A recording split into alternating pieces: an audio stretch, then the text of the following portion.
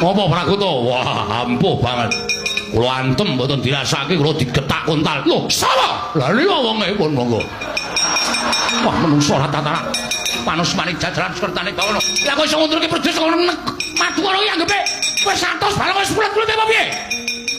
Sapa Mas golek sapa? Ngapain Mas bengok-bengok ini apa ya ampun ora bengok-bengok mribene tanggane wis dosare kabeh. Su Prakuta.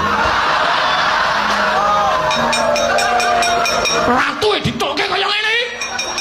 Ah, monggo dirapi. Rapi ndasmu iki. Wah, ratatanan kok ora ndek tata kok ora ndek ganggu. Baladewa Ratu Gong Binatara tiyang agung jagat ora ana sing kembar.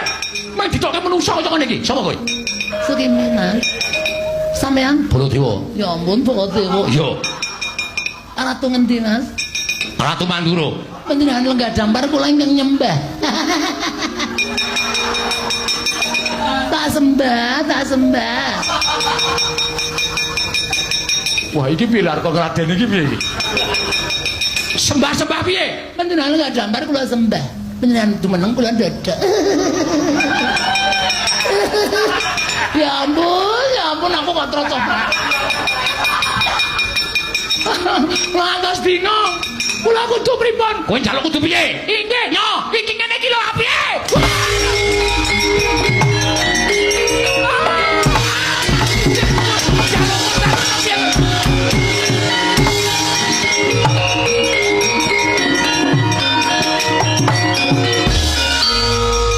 Nanti maulung. Mbah.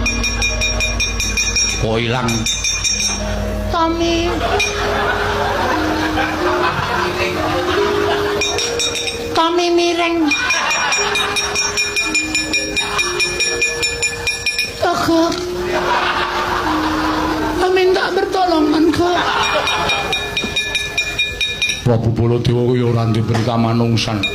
Wong dibleseke nang kejlik. Untung ora ana banyune. Ora ana banyune ning telek tok.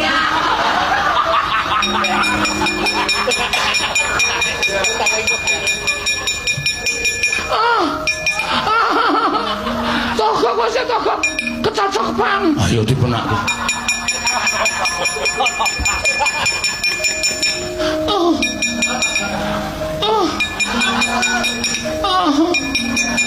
Pripun? Apa aku kok aku ora arep dadi prajurit kok. Ora arep dadi prajurit, mari dadi prajurit kok buka salon malah lancar.